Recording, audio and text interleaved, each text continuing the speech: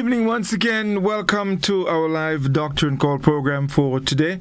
It is the 16th day of July 2024. It is always a pleasure to be with you every Tuesday evening, of course, with Dr. Nixon to share information with you that can help you with your wellness. Yes, and I think I've become a convert of that word from Dr. Nixon. Yes, she loves to speak about wellness, and it is a very important word. Your wellness should be your priority at all times. Yeah. So this evening we're gonna have a wonderful discussion, somewhat open discussion, but we're looking forward to hearing from you throughout the course of the program. We will be opening our lines very early to have you engage us, and so we can share information and of course learn from you as well. Yeah. So good evening, and of course we welcome our viewers on GBN television, our friends on our Facebook page and YouTube channel, and also our listeners on K105 FM. Doc, good evening. It's good to be back. How are you? I think you muted. I think you muted, Doc. I think you're still muted. We're not hearing you. And indeed I was. Yes, indeed. I don't know if I'm doing as good as I can, or if I choose not to do as good as I really am. I'm concerned. I'm concerned about people who have been victims of this hurricane. And without being ascetic or anything, I'm just really being mindful of the challenges that thousands of people in our small region are facing, and challenges that they cannot overcome by themselves. So if you lost your home in the hurricane, it's kind of hard to just pick up all the rubbish around the house yourself. It's kind of hard to just build back the house by yourself. It's kind of hard to just get food and cook like before. It's kind of hard to even lift your spirits as it was before, because there's just so much more going on beside what's going on in your house. When somebody has a house fire or some other incidents, even if you have a loss of somebody in your family, the whole village tends to rally around that one person, help to get back on their feet. What happens when the village goes down? When the village has to go get up by itself and doesn't have the support of the other villagers, because other villagers are caught in the same quagmire. What happens when the people who do rescue and try to help with rehab are also victims? So if you worked with, let's say, NADMA or some relief organization in a country, and we're going to keep it real, Carriacou, Petit-Martinique, Canoe, and wherever it is, but your house is also destroyed, your family is also, they're probably getting wet in rain, or scrounging for food, or just fighting mosquitoes, or whatever it is, when do you bring comfort and relief? Just when? Those are the challenges that we face, and I worry for the people who have those challenges, and the fact that we cannot all come together and solve each other's problem, because it's so magnanimous.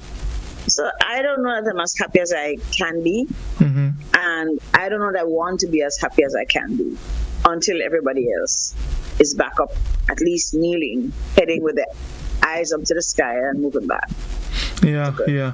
Indeed. In fact, earlier I was talking to a gentleman, and we were talking about the same thing, and, he was saying, the last couple of days have been very stressful, and it sort of disrupted a lot of operations. And I recognize that even though you were not directly affected, maybe you didn't lose your roof or something like that. But just that mental pressure of knowing that your friends, your families, our brothers and sisters in Carriacou and Petite Martinique and the other islands have been so devastated. It creates that sort of mental strain on you. You're going about your daily activities, and you can do some of the things that you enjoy doing, and just the thought of knowing that there are those among us, our people, our friends, our family, are not in a position to do it, and it probably may not be possible for them in a while, does create some sort of mental strain. So I understand, what you're saying, and I do feel the same, because I do think about the people ever so often. You look through social media and you see the images of some of the destruction on the Sister Isle. It's really worrying. Nevertheless, there is a happy side to that, knowing that there are many people out there who, many of us who have reached out and assisted in whatever way we can. So that in itself is a little on the bright side. And that there is hope that in the future, hopefully in the very near future, things are going to get back hopefully to normal, and our friends and family can get back to their normal lives. But that being said, Doc, I think even aside from the direct destruction, there are fallouts, and we're in doctrine call, so emphasis will be placed on the health side of things. Immediately, public health becomes a major concern. And let me just start by saying, even by me in St. David, where I live, I have seen a significant increase in mosquitoes. And like we know, contracted burial. And we know what that can cause. Within 2 days, the mosquitoes are just proliferated like a sandstorm. They just grew, and they're everywhere. But before we go to mosquito, I want us to not be so harsh on ourselves, because we hear a lot of comments in the media. Those of us who are here in Grenada and who have been to Carriacou say, "Oh, we have enough food." We heard the people on the island say, "We have food," and I think that's a very good comment to be able to make. I think it's a really good comment that hold on, we got food. All right? And while still you may not be able to put your pot in your house, you're guaranteed probably 3 meals a day. That's a good place to be. We asked to look out to be each other's keeper, and I think we've done that relatively well. People got up and moved and collected food and made sure there was water. Carriacou had in the past had its own water challenges, and there were ways that were found to solve the problem. Indigenously, they've had their cisterns, etc. And there's a population that gets water from the government system. But food and water were made available in no time from wherever those were priorities. And I think it's good to know that we have fulfilled that. And of course, we still need to have appropriate shelter, because people still have tarpaulin facilities. Some people still not really covered as much as we want them to, because food and water and housing and safety are among the things that we need to ensure that people have when there's a disaster environment and they're displaced, because that's what has happened. People are being displaced. They're out of their natural environment. They don't have the amenities. Think about it. If you're a kid who spend your time on the internet, this is the summer holidays, the August holidays for kids, and they like to go down the beach, and they'd like to do all the things, go to a camp and all the things that children do for fun, play in the road with their friends, whatever it is. And that has been obliterated, because you really can't go run up and down there, probably 2 million nails waiting to jerk your foot. Okay. So I want to I want to congratulate the people who stepped up and made sure that we had food. That dignifying experience that I don't go hungry. Not how much miles we are from Caracou? 50? A stone throw. A stone throw. A stone throw away. Yeah, a stone throw away. Unwelcome stone and see Caracou. Yes, a stone throw away. Yeah. Mm-hmm. But the efforts that have been made, and I know it's been difficult in distribution, but I think people are okay now, and I hope that is the reality. So that's one thing. I don't want us to be only negative. I want us to look at the positive. That is one thing further. Okay? The seniors at the nursing home have been brought to Grenada, and that's another good thing. Right? That's another good thing. Because we have to take care of our seniors. The people who have disabilities, the people who cannot really fend for themselves, or who have need for added amenities, like a carer 24/7, like being in a bed because they're just bedridden, okay, or being in a place that's safe because they have dementia and can't help themselves. So that's another move. I also think we need to applaud the fact that the leadership of the country, the political leadership, has recognized that they have a task and has gotten on, and no holds barred have gone out and tried and made sure as far as possible that the things that are required to be done are being done. Mm-hmm. You know, we like to work when people watching us. So if you know the ministers coming, everybody's out there. But the truth is, Grenadians have shown that they have heart, big old heart, okay? Big old heart, and that they are going to make sure that we can reach to some situation of equity, that all of us have access despite our needs, right? Despite where we're starting, that we can all have at least basic facilities for being safe and for having food. So I want to congratulate the Grenadians who have been really working on this. So you mentioned something. What's the question? No, I was talking about the fallout from the hurricane. Following the destruction, the devastation, there are a number of... Are you hearing me? Yes, I'm hearing you very well. There are a number of health concerns that we can cite. Yes. For example, with all the rain, we can find puddles of water in different places, and of course mosquitoes would love areas like that to breathe, and of course we know how fast that can happen. Aside from that, we have to be concerned about what is consumed, because there's still some of these diseases around. Yes, food safety is also a major issue. In all its elements. Indeed. Quality and what? Okay. All right. So let's go with the environmental challenges. That of water being in puddles everywhere. Like I said last week, I don't know about endemic disease, or like had we had cholera or those diseases where the agent will stay in a mummified way underground, and once the conditions arise, they'll come up again. Those are things that the public health professionals will know. What is it about these places? Okay, have we had if we had a cholera burial ground or whatever it is? So, malaria is not necessarily endemic to us, but sometimes we do have malaria in the region. Mm-hmm. So we have to look at all of that.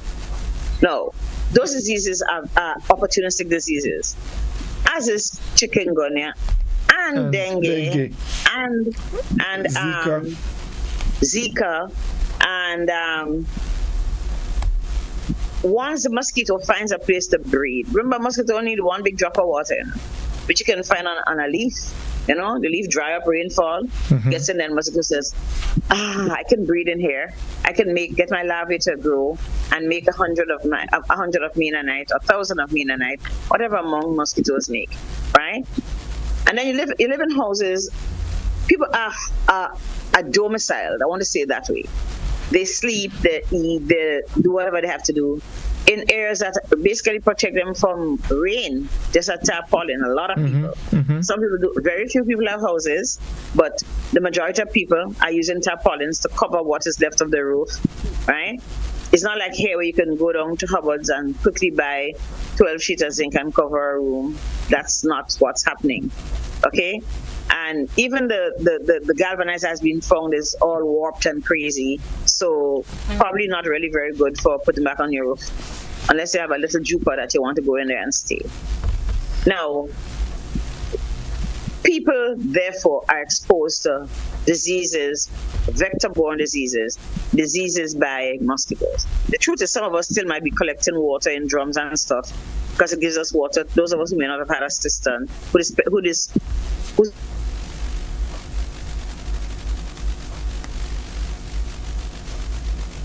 to bathe. If we still have a drum, right? Collect water to bathe and to wash it with your wares and all the rest of it. So, in having domestic chores, despite how dilapidated our living conditions, we need to have water to take care of that. Drinking water, I'm not so worried about because people get bottled water, which is supposed to be guaranteed safe as per quality. And I hope it is for the people, because that'd be really bad. Unsafe water puts us at risk for having gastrointestinal diseases of the gastric tract, vomiting, diarrhea. But then again, bathroom's gone. Where do we poop? Right? Does our poop contaminate the rest of the water system? Those kind of situations, so that more and more people may have diarrhea. So hopefully we're able to contain that. Hopefully people choose to practice good hygiene habits. Hopefully we have water to wash our hands and to make sure children's hands are washed after they have eaten or gone to the toilet before they eat. Not putting their hands in their mouth, not touching everything, because there is a lot of debris around. Children will touch stuff. So we have to make sure that our children understand that their hands must be clean. And we have to do that because, remember, we have limited health services, very limited health services.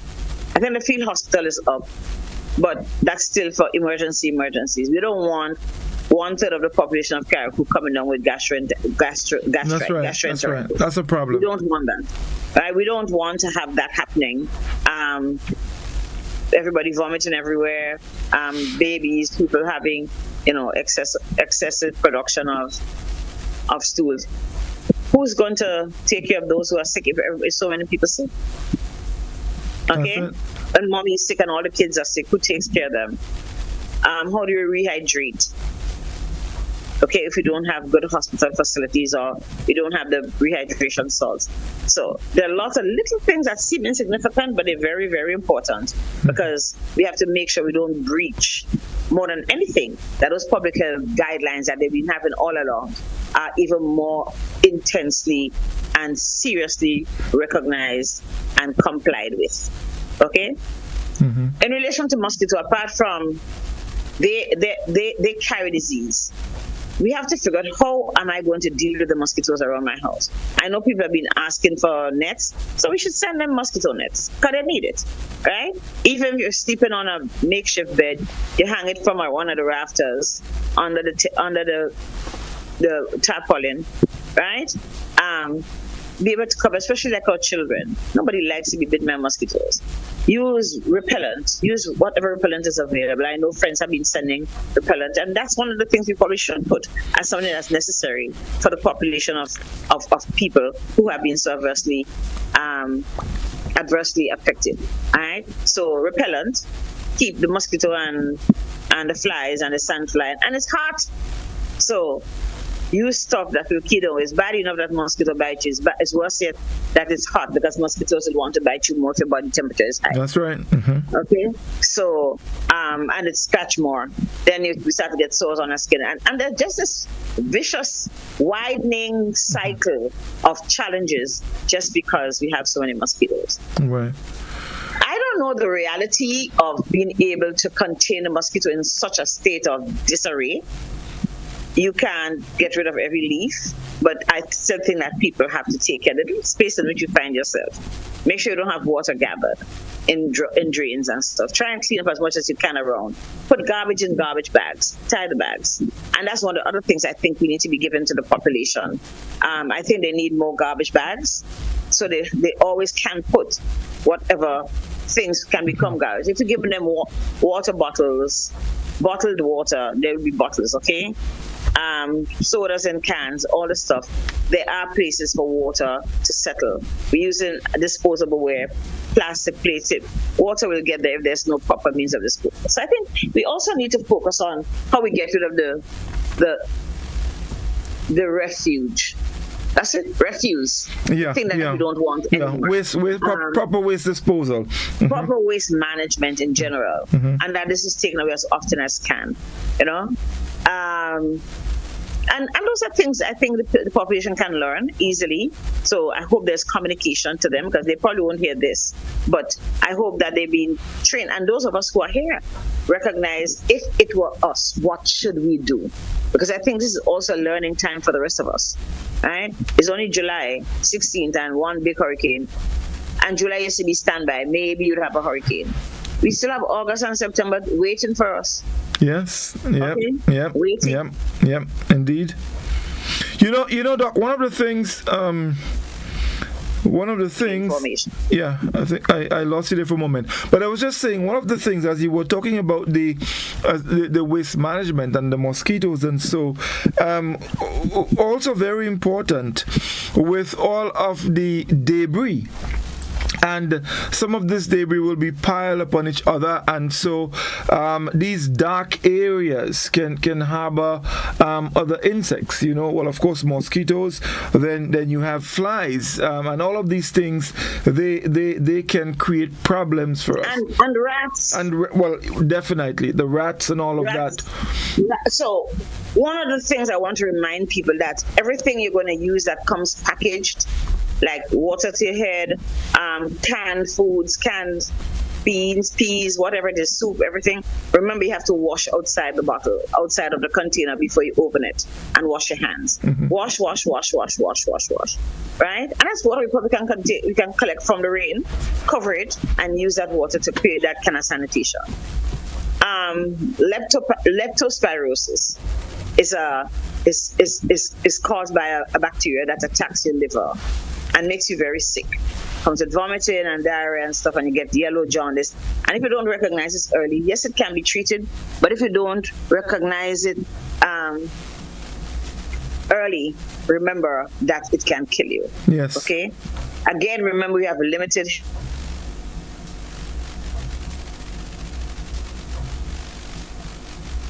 and avoid.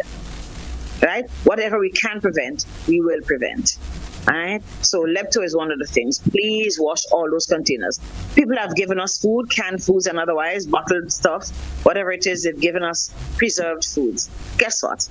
You don't know how long they had it in a cupboard. You don't know how long they had it in the storerooms where they are. So let's take precautions. Tell our friends, tell our families, hey, make sure you wash your cans, make sure you wash everything before you open it, and wash your hands after, because it's not going to be cute. And when we talk about food and food security, it must also be of good quality. I know they've been asking people not to give people expired foods. Expired is relative, but you don't have something that's expired from 2016 and give it to people. No. And people should avoid cans that are swollen, because they can get botulism, which is very dangerous. You know, and we know that. You go in the shop and you buy it in a sardine, or you buy it in a milk and it looks fat. No thanks. Can you please take this back? All right.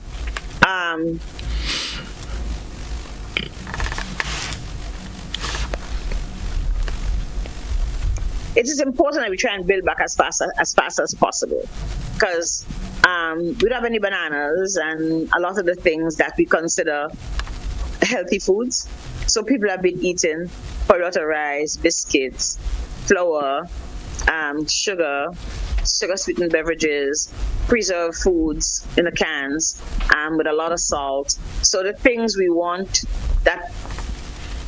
they fill in a gap, but we don't want it to become the natural way, because we already have a population that has a lot of hypertension and diabetes. So eating these preserved foods that often have a lot of salt can be a challenge to us. And people also need to be careful, because those of us who, since we don't have electricity, might tend to corner our meat and stuff. Be careful about our salt consumption. Yeah. Right? There are lots of stuff. And yes, people will want to get a sweet drink, and there's no ice to lengthen it, so you're taking even more sugar per cup of fluid. than if you had ice that you put in there, it'd be half a cup and half a cup of ice. So let's understand. Let's also remember that if you can't find a place to preserve your food, that you probably need to give it away.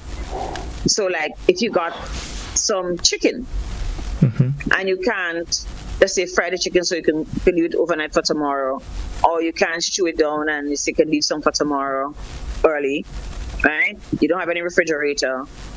You cannot say, let's give it to Miss Jane next door. Or guys, come over, we're doing dinner. Let's us do dinner and get rid of the food. Be careful about how you preserve your food, because you also don't want to get diseases from food that's not spoiled. You don't want to complicate, your situation. Complicate the situation. Yes. More stress on the health system. So be very careful how you preserve your food. Okay? Yeah. Hopefully this disaster will be over soon so that we can go back to a normal, healthy way of eating. It also says that not because you have it, you have to eat it. We still need to apportion how much we eat, right? We can't give our children sweet biscuits all day because I have a case. I'm just saying. We can't give our children sugar sweetened beverages all day because I have a lot of it. They still need to drink water instead, eat, snacks that are healthier, and probably one snack for the day. Let's be very careful. Also, we don't want our children coming out fat. Everybody look like roly-poly when this whole disaster is over. So as far as possible, and I'm really not trying to stress people, I'm just saying, let's be cognizant, let's be aware of what can I do to preserve. People who are cooking, who are preparing meals must be aware that we want people to have a belly full, but it must be a healthy belly full. That's right. It might be a good idea at this time to probably spend a little time. You can kill two birds with one, so as people say. Use a little leisure time by probably trying to go fishing. I lost you. I spent a little time doing what? I didn't hear you from spend a little time. No, I said a little leisure time. So and you can also get food from that. So you can go fishing with friends. That is healthy. And you can laugh and chat and do, a lot of little things while you get some healthy food as well. So there are things that can be considered under those circumstances that can actually help, because in situations like these, boredom can be very stressful. If you bored, in addition to the stress of not having a proper place to stay, probably not having proper food to eat, and all of that can become stressful, and we know what stress can do as it relates to health. Doesn't help. So that's very important, because that's the next thing I was going to come to. I know it's very difficult to initiate recreational activities in the middle of destruction. I want us to take a mental picture. The people who on our islands, on our sister islands, who living there because of the hurricane, live in the middle of wreckage. So they wake up and every day there's this image. I had a house, I don't know I'm going to get a house. There are a lot of things that are going to cause stress. So it is not very simple for them to initiate activities. So some of us, when we go to carry food, to find ways to bring a sense of recreation among communities. Things for kids to play with, games for, books with crossword puzzles, that kind of stuff. Things that people can engage themselves to be able to take themselves off their minds of the reality that they confront. Because once we have a reality of now, that there's all this broken, but then we have the reality of the future, just getting back, kneeling and standing, right? Getting a house. I don't have a job already. I'm already retired. I don't have sources of getting money, and I know that there has to be support and help for people, especially the most vulnerable of us. But it's still something that people will be very concerned about. And so what we're going to find among our population is that there's a lot of stress, right? And we talked about that last week when we had COVID.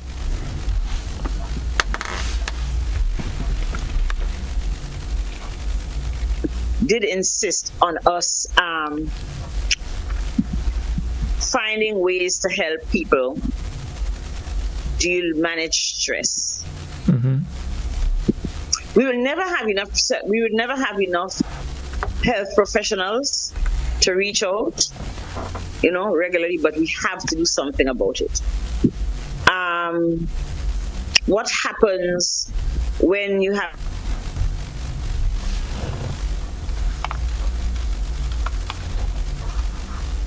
this is one day a wind pass a half hour and mash up the whole place. Nobody could have ever imagined that. That is something you can.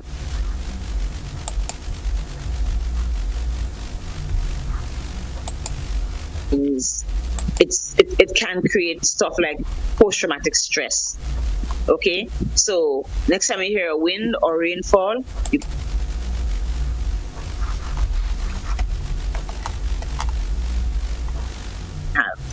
and like I said, I know that the government has sent people, but the magnitude of the disaster, not everybody's going to be serviced as well as they can.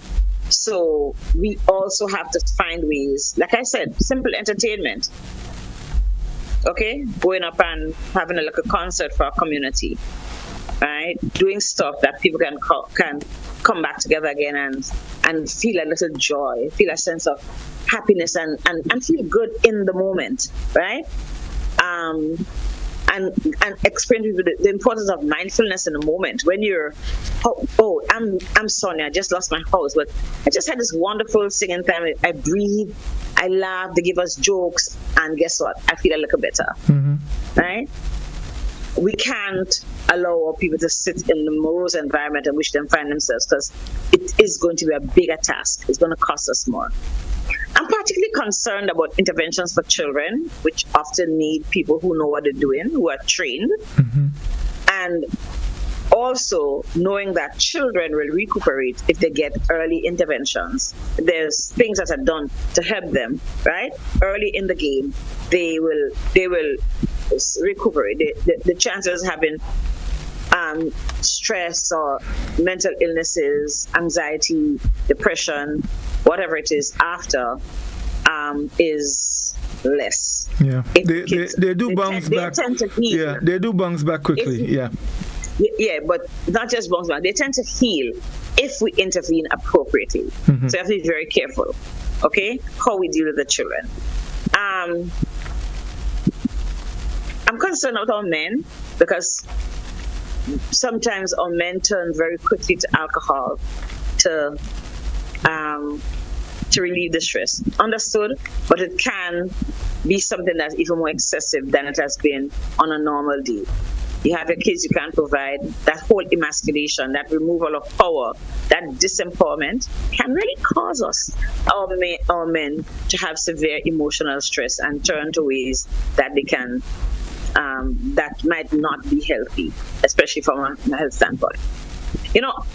One of the things is that when people are stressed, one of the things that can happen in a situation like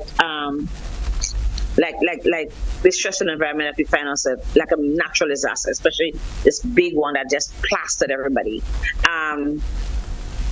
We can have precipitation of, or so somebody gets anxious. They have an exacerbation, a little worsening of an existing mental disorder, right? Right? You can have that. So somebody who already has mental illness can step out of being stable and have this acute picture, right? And become very ill despite having been controlled. Or you might find that somebody who's never had mental illness might get precipitated, might be put into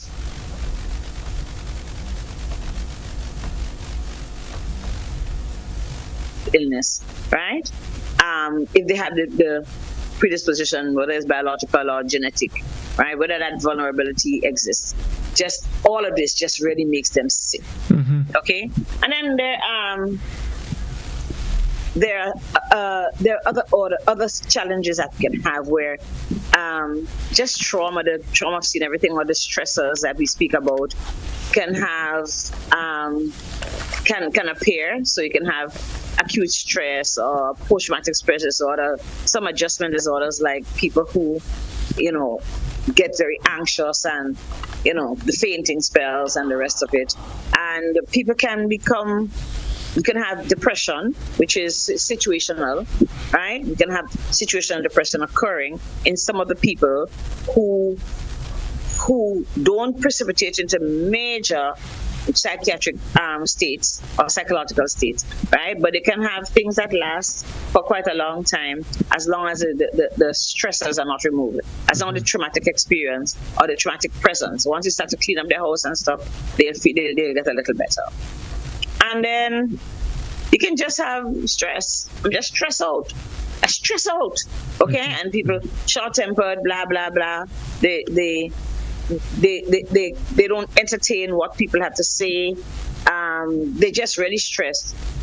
It doesn't meet any specific diagnostic criteria. In other words, you can't say that is depression, that is post-traumatic stress, but they show constant sign of stress. And, it brings a certain amount of disability, how you make decisions, what you do to help your family, how you rationalize what's going on around you. So somebody's come for water. They're going for water. And the persons who are distributing say, well, you like poli, but we don't have any poli today. And you lose it. Right? Or because you think people want to think, because you can, and you start to quarrel, and that's not your nature. It's just you're so stressed out. Or they say, look, we can only give you 6 bottles of water today. 3 bottles each for you and your husband for the day because you're just short. Water's coming up on the boat, come back tomorrow, I'll give you a case of water. And you lose it because you're just not coping. You can't deal. Yeah, right? You can't deal with that. You cannot deal with that. Can't. That's just and they talk about weight on queen sugar. You just put that's just a straw that breaks the camel back, and the person falls apart, or they start to cry, or they just become so dysfunctional that you wonder what's going on here. Right. But that's just dealing with extreme stress, just showing extreme stress. So those are the things that people can have either their known psychiatric condition worsen, or they can have a first-time break, and then you have other trauma-related disorder like acute stress disorder, post-traumatic stress disorder, which is not that anybody want, but it takes too long to have to deal with, and we don't have a lot of the skills that are required to take care of post-traumatic stress, and then you may not recognize it until long after the experience has passed. Right. And then you have people who just have symptoms of stress but not no real disorder. Right, so those are some of the challenges that we have as per our health. Right. I want to just go back to one thing, Doc. And the thing is there are a lot of little issues that can arise as it relates to people's safety in times like these, and also a little public health concern. And I'm making reference here to accidents, and accidents here not meaning vehicular accidents, not motor vehicle accidents, but we have again lots of debris around, fallen trees, rooftops, you mentioned the zinc earlier, nails, probably broken bottles, rusty cans. We can get cut, we can get bruised. There are people who are diabetics and among us. We can get killed. So there are all these things that we need to be paying very close attention to, because one can just complicate things and exacerbate other things and make the whole situation worse than it really is already. So there's a thing that we say, it's never too late for a shower rain. Hear me. The day of the hurricane, and I can tell you, I told you last week that where I live, the impact on the house in which I live, I'm speaking for myself as a home, and the impact on my house was minimal. Okay? And I tell people I don't have the wind blow on my roof yet. Alright? We live in a house has a high roof, it's a gabled roof, so maybe it's ready for the weather. Right? But I don't think that the hurricane was bad where I live. And so like about 2:30, my brother, who lives a little behind where I live, came down and called me and asked me first, and everything okay? Yeah. He was going to the storm was over in our environment, and he was going to look a reconnaissance. Let's go see what's going on and stuff, right? And he stands on the road, that allowed road, the driveway, more or less, talking to me. And all of a sudden, from a little dilapidated house next door, a piece of galvanized fly off. Oh boy. There was probably 16 inches by the width of the galvanized, right? just fly with a little breeze. There was no heavy breeze. So I'm saying this to say it's never too late for something to happen. Sometimes, how boys are curious. They want to go and explore what happened in Miss Jane's property. They want to go and see what happened with the boat. They want to see, Mr. Don truck mash up. Let's go and see. Be very cautious because you don't know what lurks. We don't know what lurks. And the point is the intention could be very well, it could be very good intention, but you're just so important that you pay attention and be alert, because any little thing can create a load of problems for you. If you are suspicious of anything that you think needs to be investigated, you ask somebody who's trained. There are people who are trained for search and rescue, who understand the dangers that lurk. I can tell you, Caribou have 5 million nails sticking out of the ground, right? And if you have debris on top of debris, you just don't know when you would slip. You don't know. It's not like something that was packed. It was just thrown there, right? I tell you, Hurricane Gilbert, a guy came into the ER with a big piece of 2x2 sticking out of his eye socket. Oh boy. And he was inside his house when it happened. Okay? Yeah, he died the next day, post-surgical, but there was just so much trauma, so much swelling on his brain, so much. It was one of the most frightening things for me to see, but you just don't know what will happen. And if you can avoid any further injury, I think we should, because, like we said in the beginning, there's so much absence of stuff. There's so much absence of stuff that we of care, facilities for giving primary care, that we have to make sure that we do not, that the system is not further stressed, that we don't add unnecessary injury, okay, by staying at home, staying in safe places, keeping in the boundaries. And if you think you might smell something bad coming from the house next door, let the authorities know, let the search and rescue people go see about that. That's not your business. Yes, indeed.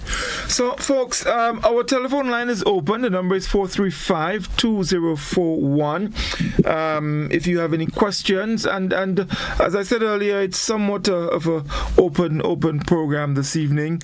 So you can give us a call, and we'll be happy to take your questions, or if you would like to share information with us, we'll be happy to hear from you. So the number again, 435-2041. Give us a call with your questions. Of course, Doc is more than willing to answer. Just keep in mind that she will not be able to diagnose you on the phone. You can visit her at her office. She's at the Bruce Street Mall. Yes, at the Bruce Street Mall, first floor. Second floor. Doc, I think I need to visit you more often, because I keep getting the information incorrect. So second floor, you can visit her there, and there you can get a proper diagnosis, because that way she'd be able to observe and pay attention to all little symptoms and signs and whatever, and get you back on track. But of course, here we can share information that can help you, to be in a better place. So again, the number 435-2041. So you can definitely give us a call. Doc, I tell you what, let's just take a short break, and we're gonna come right back. I think I have a couple more questions I want to run, and we take it from there. So stay with us. We'll be back in just a moment.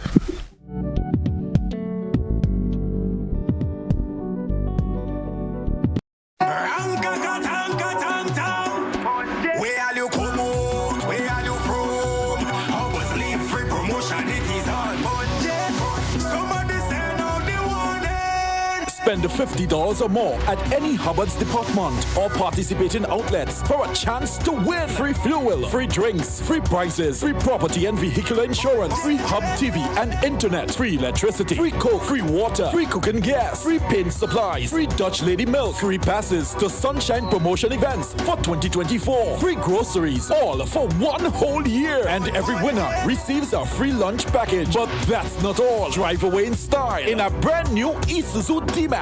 It sips, it doesn't guzzle. So fill out your entries and place them into the marked entry boxes. This promotion is brought to you in part by Dutch Lady, Danny, Promo, Supreme Bleach, Creative Chef, Grenlac, Floor, Salt Petroleum, Grenadian General Insurance Company Limited, Coca-Cola, Sunshine Promotion, Caribberies, Guap Bag, Sesame Spain, and Food Fear. Promotion runs from April 2nd to December 24. Terms and conditions apply.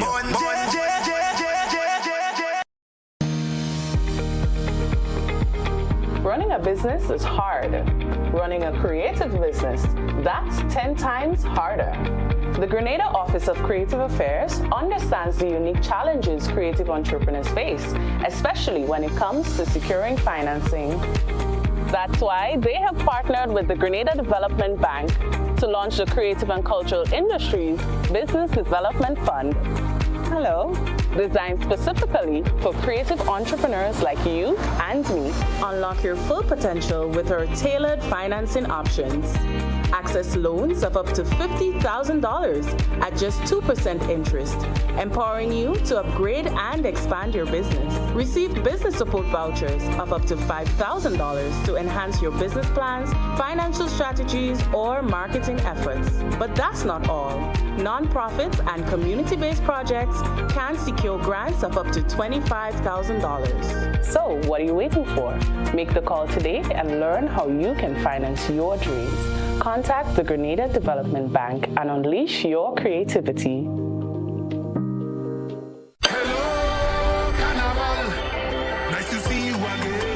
People, this is Ezra the Fun Machine, and I'm calling all revelers, carnivalists, and bacchanalists. Let me tell you, take a loan of $3,000 or more for your costume and pay only $340 per month with God's ready cash. Plus, you get to enter to win your loan back. That's right! Pay $0 down and nothing for the first 30 days. All you need is your ID, proof of address, job letter, pay slip, and 2 references. Visit your nearest God's already cash location today or contact your Carnival band for more details. Experience Carnival 2024 with God's ready cash. We are ready when you are. Conditions apply.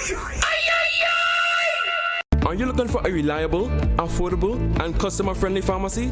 Look no further than Hills and Valley Pharmacy, the nation's leading healthcare products and services provider. We are committed to serving you at convenient locations. Find an extensive and affordable selection of prescription and over-the-counter drugs and medical supplies at Church Street, Hillsborough, Carriacou, Jubilee Street, Grenville, St. Andrew, near the bus terminal, and Halifax and Grenville Street, St. George. Our committed team is always available to offer valuable assistance for managing your health and wellness. Discover the additional benefits of our wholesale distribution on Halifax Street and our Medcare Center on Grenville Street, where we provide in-house physiotherapy, massage therapy, doctor consultations, and eye care services. Our commitment is to satisfy all your healthcare needs, including competitive prices, loyalty rewards, and special discounts for seniors. Contact us at 435-6904 and WhatsApp 535-4734. Choose Hills and Valley Pharmacy. Remember, your health is our business.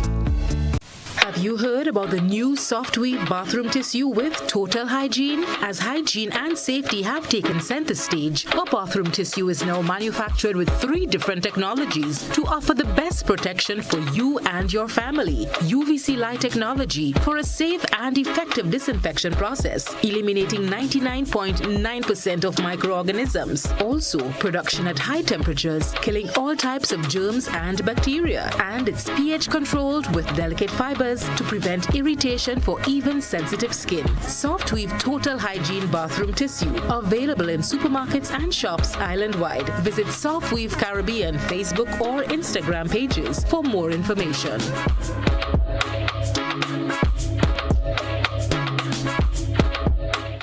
Flatlands, Parkship, and Print, together with Concept Events, present Pre-Day, the biggest show in Grenada's Carnival. Wednesday, August 7th, Grenada National Stadium. Gates open at 9 p.m. Showtime 10 p.m. A celebration of the Jab, featuring the Minister of Jab, the Jab Boss, Talpri. I am the Jab Boss, certain things I end up. Also featuring guest performances by TNT's Road March King, Mikhail Tasia, Nadia Batson, and Sass. Cohen Dubois, Problem Child, Lil Rick, Med Pipe and Status, Lyrical, Wasways, Boise, Lava Man, Vaughn, Terror, The Governor, Skinny Banter, Super Flying Flip, Muddy, and Squeezehead, Temperance Dash, and a whole lot more. Also, a special surprise guest. All early bird tickets are sold out. Get your $100 regular tickets right now, and also get your VIP $600 tickets. It is the biggest event to touch down this Carnival 2024. Pre-Day.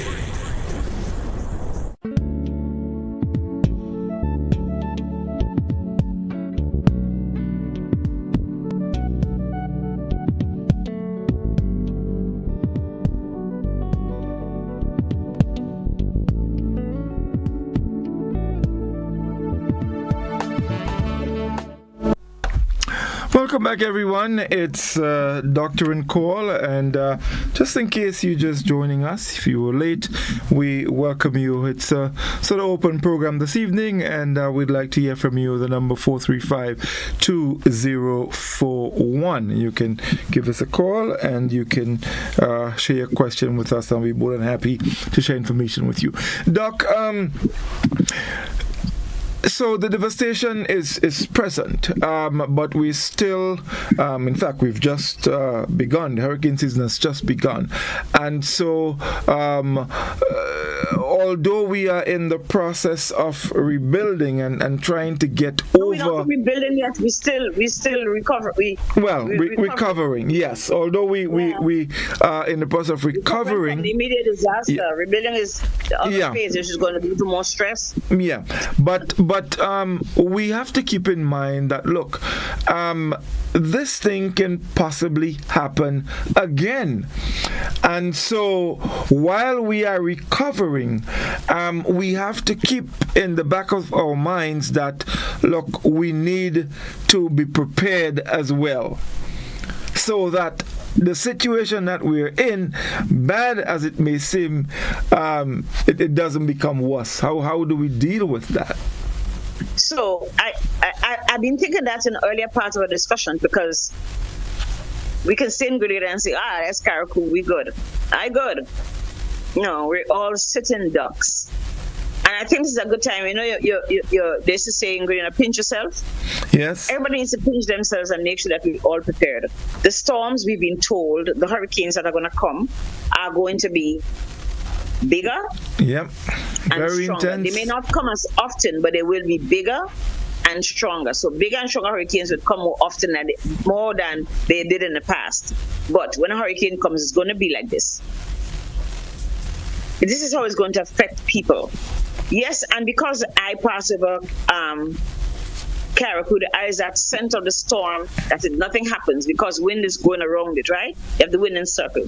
But the hardest wind is the wind right around the circle. And that is what swept through Caracou. Like you take a broom. Like you go outside and see an ant's nest and take the broom and dig it out and just sweep everything away. That's what Beryl did to Caracou. Okay? We have to think, so Beryl is gone, whoever C is and D and E and F and G, down to Z, and then we go to other alpha and beta and whatever it is. Whoever the others are coming, what do they bring? How resilient, how much potential to avoid damage does Grenada have? Grenadians, well, over 25, I'll say, understood what it was to experience Hurricane Ivan. Okay? And that's probably similar to what happened in Caracou. But are we going to allow this to happen? Are we going to build better and stronger? Are we going to follow the codes? Because for some reason we like to do things underhand and things that put us in trouble. Okay? you're supposed to put on hurricane straps this way, or you're supposed to build your house that way, put the rafters in the concrete, and then put on your zinc a certain way. And people just decide, they don't know what they're talking about. They're talking about Beryl. They're talking about Beryl and the rest of her friends. They will come and destroy what you have.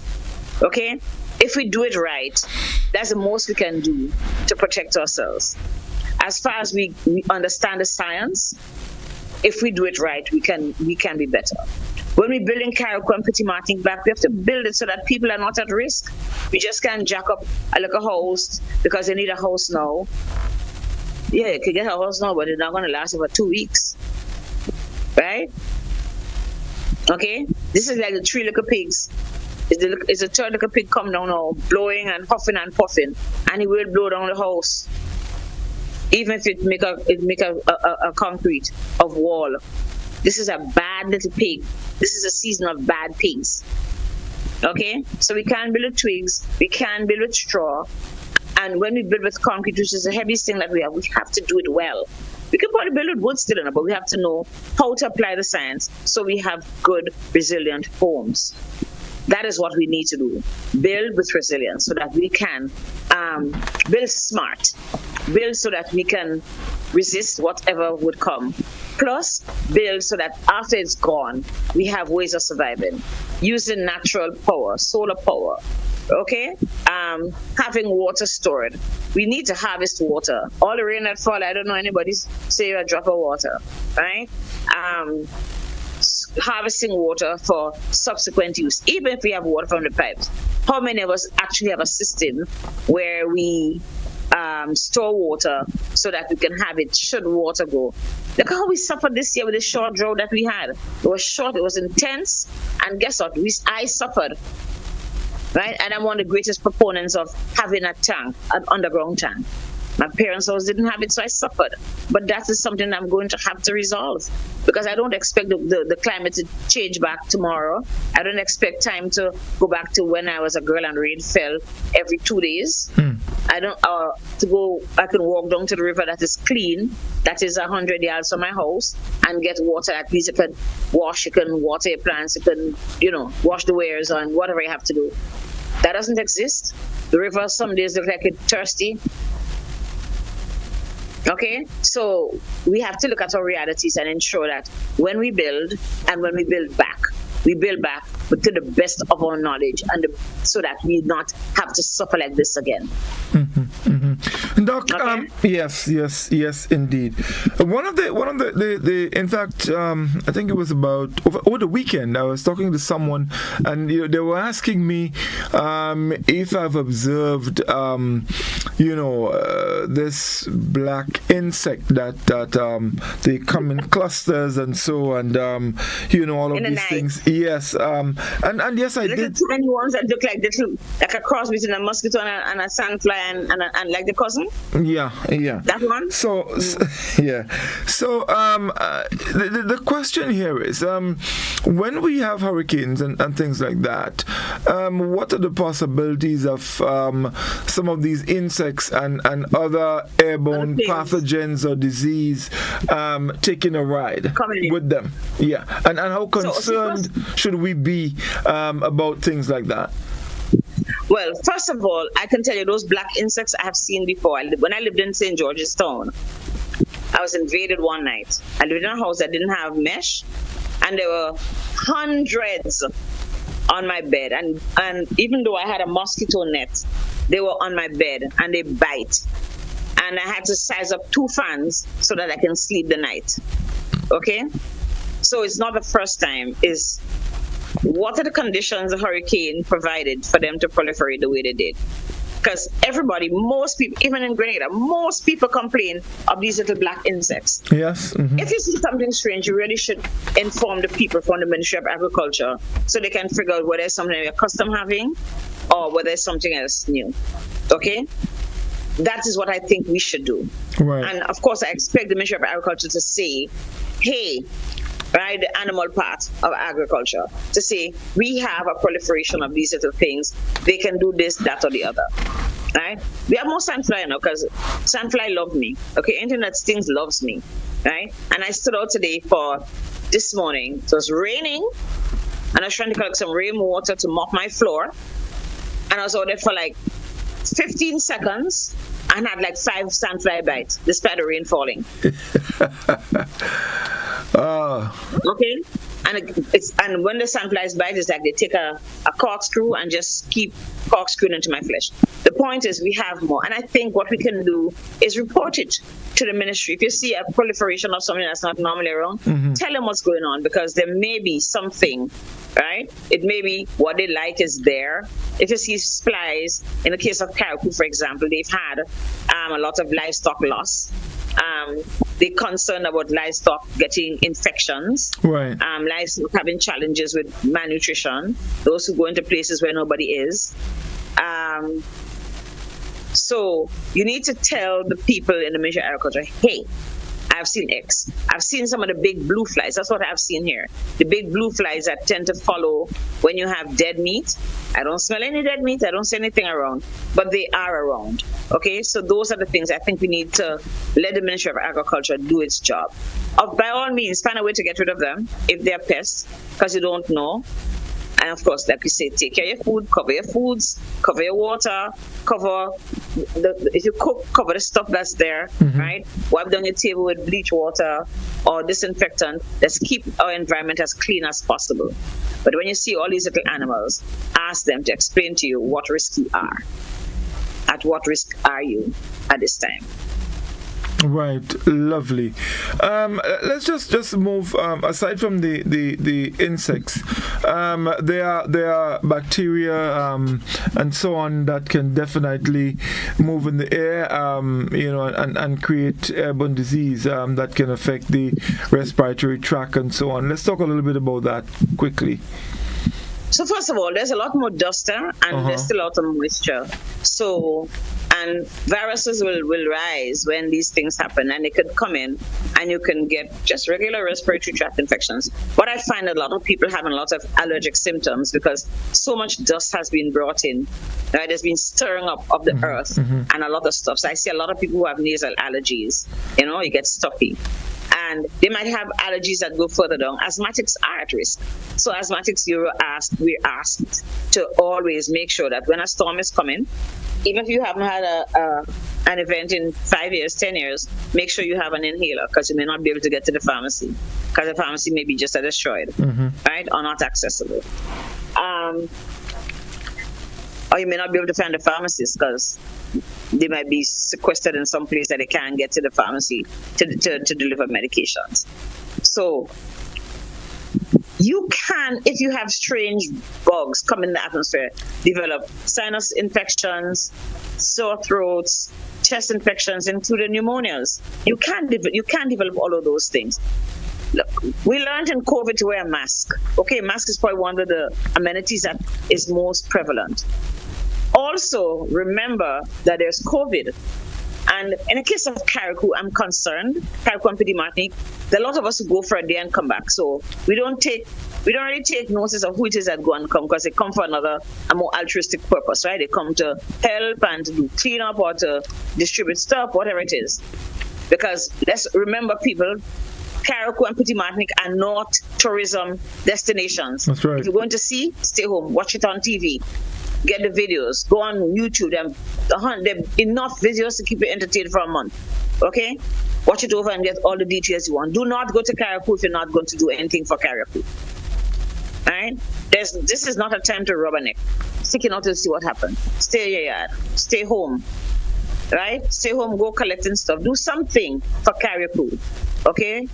No pictures taken, no walking up and down, no sending correspondence story to no international bodies or whatever it is. No, thank you. If you don't have a purpose, stay at your house. The other thing is, when you have an influx of people, they bring things, and you're bringing things into a vulnerable population, a population just sitting there. So if you have COVID and you have people who live in overcrowded situations, 20 people in a house, 15 people in a house, you might go to somebody's house and unknowing to them, give them COVID. You don't want 15 people in a house getting COVID. Okay? We don't want 15 people in one household coming with COVID at the same time. Who's going to take care of who? Especially when we don't have proper covering and we don't have proper space for isolation, and medications are not as available as they can be. Yes, there's basic medications. Stay home, all right? If you're working and you're there, and even the people who are there, if there are a lot of strange people coming around you, please wear a mask. You do not know what people bring in your environment. It's very important to prevent respiratory illnesses. You need to wear a mask, okay? If you have children who are vulnerable, children with like asthma and other diseases of the respiratory tract who are prone to developing, becoming infected, please keep a mask on your child. All right? And people who go to work, I think you should also wear a mask. I think we need to be responsible for each other. Because already the health system is so strained. There's no need to give it things that it can avoid. Right, yes indeed. So folks, the number again, 435-2041. You can give us a call if you have any questions. We'll be happy to accommodate you. Now, the number again, 435-2041. Yes, now is the time to ask your questions and, share whatever information that you have that you would like to share with us. All right. So, Doc, one other thing, the issue of okay, so let's go to the telephone and then we'll come back to the question. Doctor and call, good evening. Hello. Yes. Yes, good evening, caller. Good evening. Yes. Well, I think... I'm not hearing. You're not hearing? Yeah, go ahead, caller. I was just turning on the radio. Hello? Yes, we're hearing you. Go ahead. Right. Now, Godfrey, I think you was saying that about... Lost him? Insects that can come with the hurricane. Mm-hmm. We don't know if they took a ride or what, but I clearly remember after Hurricane Janet, now both you and Dr. Nixon do not have that experience I have, I'm sure. But after Hurricane Janet, we had an infestation of bed bugs. Now, I don't recall us having bed bugs. Certainly not in that abundance before Hurricane Janet. But it just came from nowhere, and there was all these bed bugs. It even became a joke. People made a joke about it. For example, they said a woman was sitting on the bus, and one was walking up on her, and some white person tried to take it off. And she said, put it back. I don't like to see black people with nothing at all. Put it back. It became a perennial joke. And so I'm not hearing nothing he's saying. I'm sorry. I would. Mm-hmm. Will you translate? You translate to Doc. Yes, sure. So there was that thing which we had after Hurricane Janet. And I just don't know where it came from. And it stayed with us for a long time. People use all kind of thing. They split. They get some kind of thing to flip. People used to take some of the spices, like for example bay leaf, put in a coal pot and smoke down the house. They did all kind of things. But that bed bug stayed with us for quite a while, mm-hmm. and we just didn't know where it came from. I think, thank God, I don't hear about bed bugs again at all. I think we managed to get rid of it. Yes. But that is... It seems that the hurricane just brought that around because, as I said, I never knew about it before Hurricane Janet. Okay, thank you, caller. Thank you very much. Yes.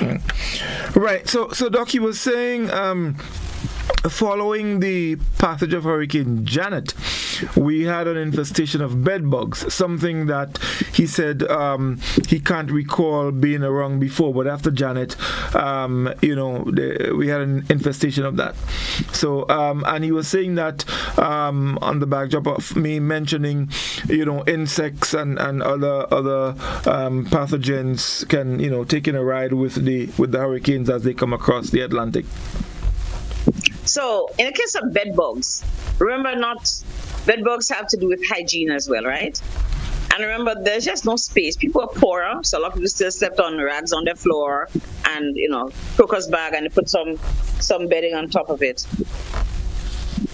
So what you would find is a translation, right, of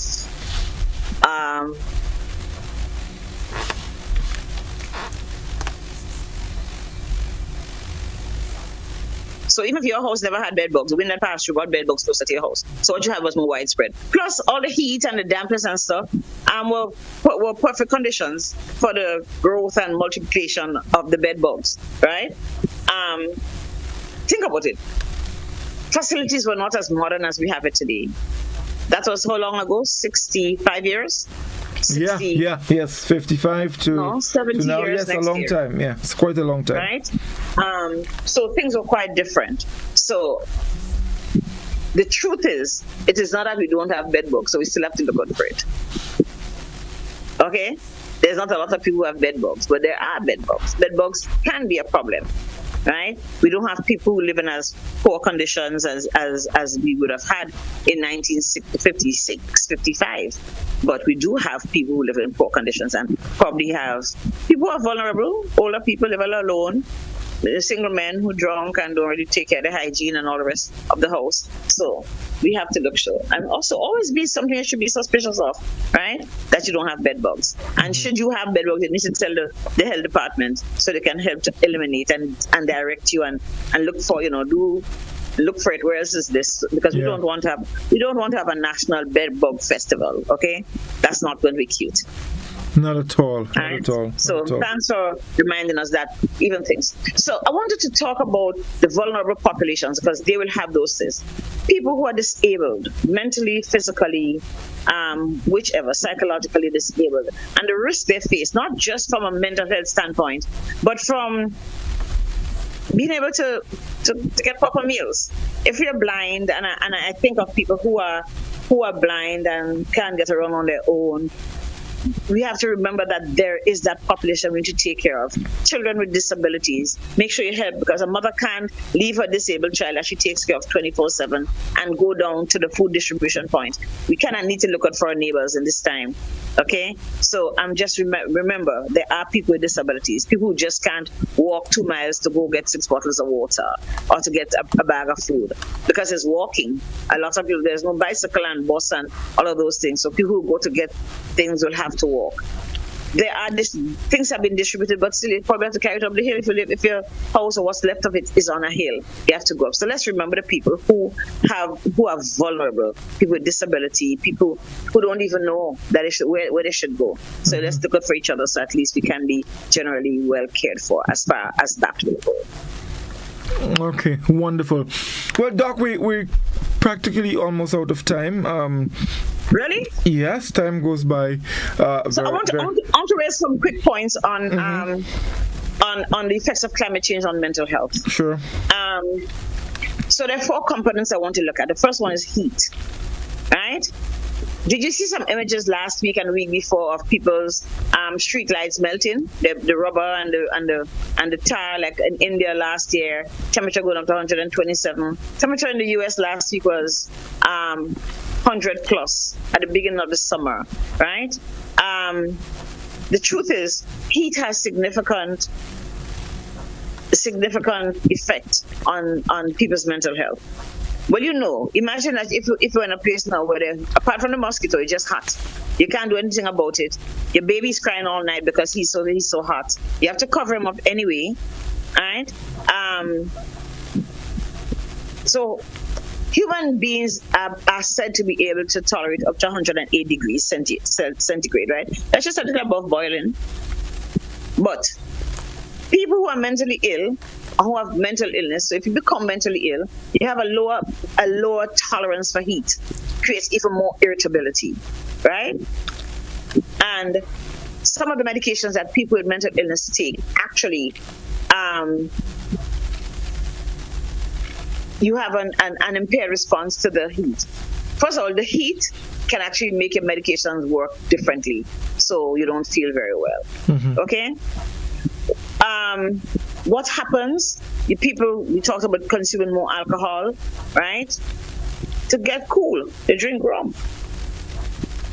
the drinking, right? We probably can also have more people being admitted to hospital because of sunstroke and all the rest of it, heat strokes, okay? And of course, people can become so irritable that they're driven to suicide. All right. In the U.S., this guy Belova found that for between having a 1 to 6 degree increase, right, in temperature, you might have an additional 283 to 1,660 suicides. So in other words, there is a 4.1 up to 4.1% increase in the amount of suicides just caused by the heat. Okay? We talked about the nutrition, which is the other thing. We talked about the nutritional aspect of it. We talked about sugar-sweetened beverages, inappropriate nutrition, blah, blah, blah. So we don't want the effect of a disaster to last too long, okay? However, one of the other things we see is that higher temperatures and increased carbon dioxide, which happens because the climate has changed, the environment has changed, right, would make your plants grow faster. But however, the food that it produces is of poor quality. Okay, so what happens? We'll have obesity related, we have people who don't have nutrition, so we know that people with iron deficiency, for example, are at greater risk of having bipolar illness. People with zinc deficiency are more prone to depression and anxiety. And we know that children that don't get good food will actually have learning challenges. We know that, right? Yep. You get enough thyroxine, enough iron, blah, blah, blah. Children don't learn. Right. The next thing in relation to the changes, that's the air pollution. So that can come from fires, can come from dust, right? Can actually, those small particles, remember our air particulate matter, can actually damage your brain tissue simply because it gets into your bloodstream, gets up to the brain. And you remember us talking about things like Sahara dust, that it has all these chemicals that are in the dust, right? So we know that prolonged exposure, children can have autism, they can have ADHD, attention deficit hyperactive disorder. So the children have behavior problems. But we also know that it may contribute towards dementia, right? And so in the long run, as an environment, as the climate changes and there are all these environmental changes, those are some things.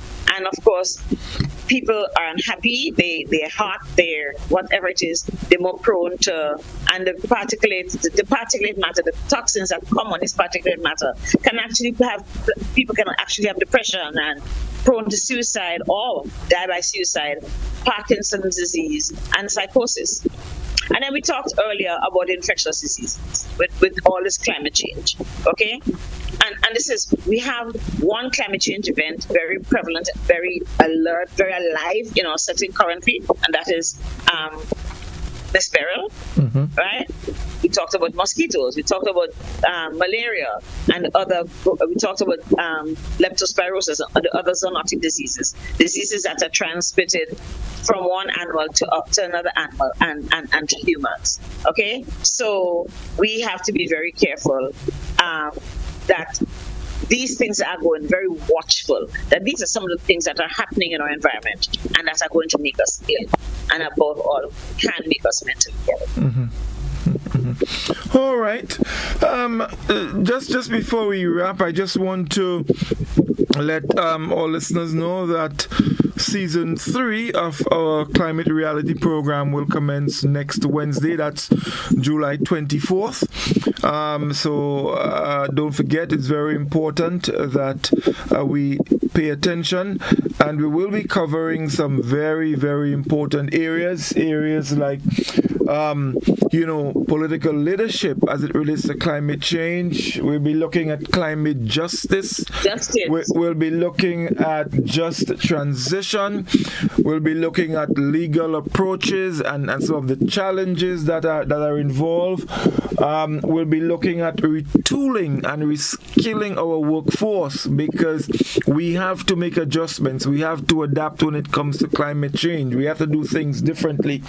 We'll be looking at environmental health. We'll be looking at safeguarding human health. And of course, we speak quite a lot about that on this program here. Doc just spoke about heat. We will be speaking a lot about heat, the impacts of heat on agriculture, food security, health, and water. Very importantly, sustainable infrastructure. We spoke about that tonight. We see what Beryl just did. So these things are very important. We'll also look at national policies, plans, and programs. So next week, when the season 3... And don't forget advocacy. Yes. The role of the community. Of course. In mitigating climate change. How we speak, who we speak for, when do we demonstrate, when do we come, where do we put our mouths, what do we do as individuals? Yes. How are we going to advocate for changes, especially from way up top and from enemies that are much bigger than us? Indeed. So our first program, we will have Mr. Jimmy Fletcher and our dear Minister of Climate Change, Honorable Kieran James, will be joining us to speak on the issue of political leadership. And of course, we continue every Wednesday at 8:30 on GBN television, also on our Facebook page and YouTube channel. So be sure to join us for that. The start of season 3 of our Climate Reality. Be sure to join us, and of course the wonderful folks at Classic Lighting will be making that possible. So don't forget, that's next Wednesday. You'll be hearing more about it throughout the course of the week. So that's all the time we have this week, folks. Doc, it was such a pleasure as always chatting with you. There's always so much to talk about as it relates to our wellness. So folks, be sure to join us every Tuesday right here on K105 FM, GBN television. You can join us on our Facebook page and YouTube channel. And of course, don't forget, you can also go visit Doc. She's at the Bruce Street Mall on the second floor. All right, Doc, 30 seconds. Your final word. So, climate change is as real as burial. So the first thing we need to do is every one of us is to stay well and have healthy environments. Our homes, our workplace, the environment, everything around us. We harvesting water, keeping the yard clean, keeping the mosquitoes away, all the things, because a hurricane may come and cause damage, or we may have rain and floods, because that's just a possibility too. We may not just have a hurricane, we probably just have rainfall for 20 days constantly and everything wash away, lose all our foods, right? I want to remind people to listen to the advisories that come out of NADMA. They don't always tell you exactly what is going to happen, but they see. I remember in 2019, we were expecting a storm in East August. I'd never forget that. And I was at NADMA as a health person, and we were all prepared. And the storm just disappeared off the radar. So just disappeared. So by 1 o'clock, I could go home, right? The point is that we can give you what we think is the best report. Always be prepared. When we're prepared, we need to make sure that our communities are prepared, our neighbors, our vulnerable people are prepared, right? So that all of us can go through this with as little displacement as possible. Okay? We have to remember to collaborate and to cooperate with the people who provide rescue, all the responders, because they are also leaving their homes to come into an area of disaster. And we know that the best way to prevent a disaster and whatever complications is by preparing for the disaster. Okay? So yeah, your house roof might go, but at least your downstairs is okay. Yeah, your furniture is covered, whatever it is. You have food, okay? Your children know what can likely happen. Your child who's living in another place know exactly what to meet. All the plans, all the advisories we've been given for several months, apply. Okay? And of course, I know Godfrey's program, I think most people should listen to it. It's about time we became a voice for the preservation of the environment. Because the stuff that we experience as a result of climate change comes because of the degradation of the environment by industrialized countries in particular. Okay? Those of us who have our little transgressions against our little environment, where you're throwing garbage in the river, or you're throwing your pig farm emptied into the river, or your chicken farm, whatever it is, it's time to pull up our bootstraps and do what is right to ensure that we have a healthy a healthy place, a place where all of us feel that even if something big happens, we are not at risk. Okay? So thank you for listening, and have a good week, everybody. Thank you very much, Doc. Thank you all, folks, for staying with us. It was indeed a pleasure. You can join us next Tuesday for another Doctrine Call. Do have a good night. All the best.